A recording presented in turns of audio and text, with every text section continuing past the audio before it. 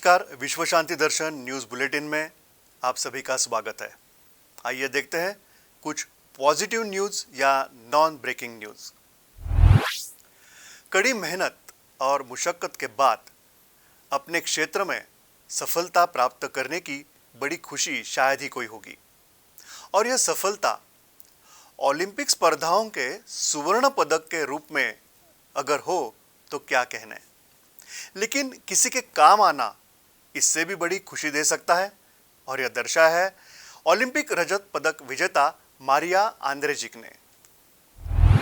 Poland की javelin thrower Maria आंद्रेजिक ने अपने इलाके में रहने वाले एक गरीब बच्चे की जान बचाने के लिए अपना टोक्यो ओलंपिक रजत पदक नीलाम कर दिया।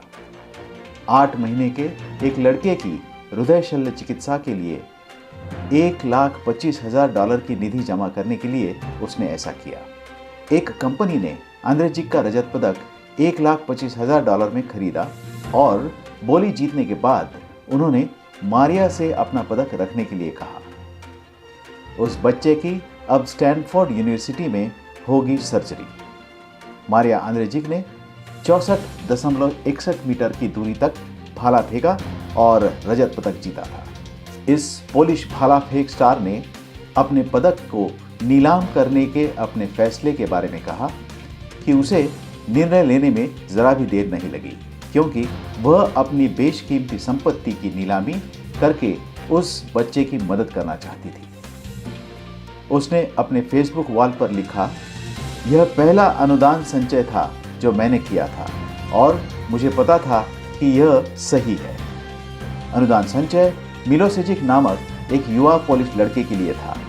उसे दिल की गंभीर बीमारी थी और शल्य चिकित्सा की जरूरत थी। केवल विकलांगता होने के कारण विवश होकर बैठने में कोई मतलब नहीं है, बल्कि उसके बावजूद ऊंची छलांग लगाना ही बड़ी धीरज की बात है।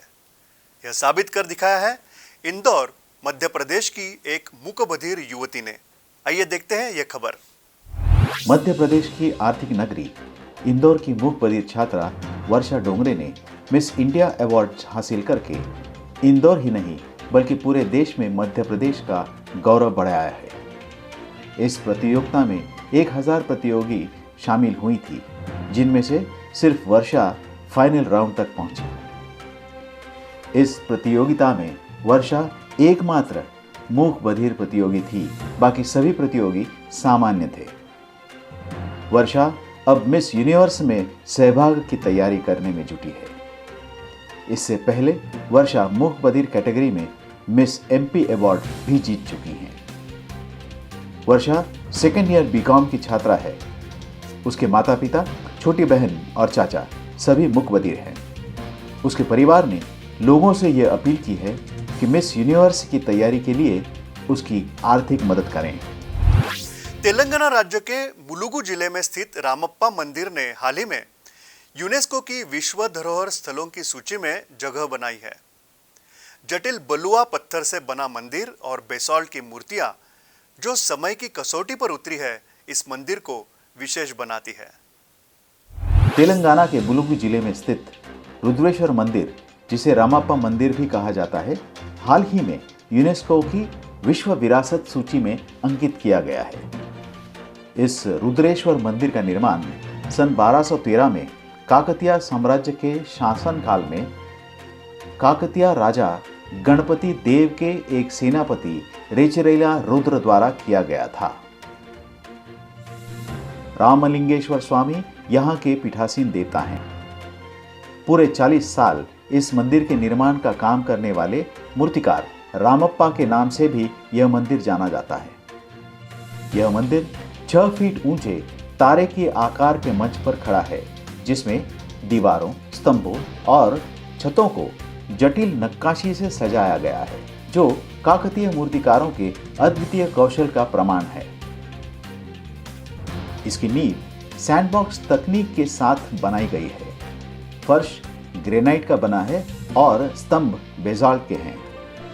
एक शिलालेख के अनुसार माघ महीने के 8वें दिन संवत्सर 1135 में यानी 12 जनवरी 1214 में बनाया गया था। तेलंगाना में वारंगल से 66 किलोमीटर दूर पालमपेट गांव में अब 800 साल पुराने रामप्पा मंदिर को देखने के लिए उत्सुक पर्यटकों की भीड़ लगी रहती है। हम सभी ने बिल्ली और कुत्ते के बीच शत्रुता की कहानियां तो सुनी है, लेकिन क्या आपने कभी ऐसी बिल्ली के बारे में सुना है जो कुत्तों को प्रशिक्षित करती है? खैर, एक डीओजी नामक बिल्ली है जो एक महत्वपूर्ण भूमिका निभाती है। विकलांग लोगों की सहायता के लिए वह कुत्तों को प्रशिक्षित करती है। देखते हैं खबर विस्तार में। डॉग ट्रेनर के रूप में बिल्लियों को करियर नहीं मिलता, लेकिन यह बिल्ली वही कर रही है। यह बिल्ली एक ऐसे समूह के लिए एक महत्वपूर्ण भूमिका निभा रही है जो कुत्तों को विभिन्न उद्देश्यों के लिए प्रशिक्षित करते हैं, जिसमें गतिशीलता से संबंधित मुद्दों वाले लोग और सुनवाई में हानि वाले लोगों की सहायता करना शामिल है। विकलांग लोगों की सहायता करने वाले कुत्तों को अन्य प्रकार के जानवरों के साथ सहज होना चाहिए और व्याकुलता की स्थिति में शांत रहना चाहिए। डीओजी जाहिर तौर पर उनके धैर्य की परीक्षा के लिए एकदम सही उम्मीदवार हैं और उन्हें कुत्ते के पूंछ पर बल्लेबाजी करते हुए और कुत्ते के पट्टे के साथ खेलते हुए देखा गया है। डीओजी बड़े कुत्तों के आसपास निडर है और उनकी पूंछ के साथ खेलती है, उनके बिस्तर में सोती है और उनके कटोरों से खाती भी है। ग्राहक को मुफ्त में दिए जाने से पहले कुत्ते 2 साल के लिए इस प्रशिक्षण कार्यक्रम में अपना वक्त गुजारते हैं। प्लास्टिक का विघटन बेहद मुश्किल है, लेकिन गाय के पेट में पाई जाने वाली बैक्टीरिया इसे पचा सकते हैं। ये नए निष्कर्ष प्लास्टिक कचरे और कूड़े को कम करने के लिए एक स्थायी विकल्प प्रस्तुत करते हैं। हाँ, लेकिन यह प्रयोग काफी महंगा भी है। एक नए अध्ययन के अनुसार अब गाय करेगी प्लास्टिक को पचाने का काम। गाय के पेट में पाए जाने वाले बैक्टीरिया का उपयोग कपड़ा, पैकेजिंग और खाद के बैग बनाने में लगे पॉलिएस्टर को पचाने के लिए किया जा सकता है, ऐसा शास्त्रज्ञों का मानना है।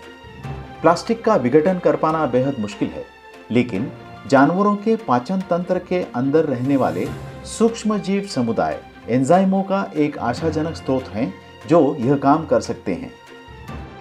वैज्ञानिकों को संदेह था कि ऐसे बैक्टीरिया उपयोगी हो सकते हैं क्योंकि गाय के आहार में पहले से ही पौधों के प्राकृतिक पॉलिएस्टर होते हैं। परिणामों के अनुसार गाय के पेट में सूक्ष्म जीवों के द्वारा प्लास्टिक का विघटन किया जा सकता है। प्लास्टिक फिल्म की तुलना में प्लास्टिक पाउडर का विघटन जल्दी हो जाता है। इस समय यह प्रयोग केवल प्रयोगशाला के पैमाने पर किया गया है, लेकिन ऐसे शोध महंगे साबित हो सकते हैं। इसी के साथ आज का विश्व शांति दर्शन न्यूज बुलेटिन हम समाप्त कर रहे हैं। देखते रहिए पॉजिटिव न्यूज के लिए विश्व शांति दर्शन न्यूज बुलेटिन। नमस्कार।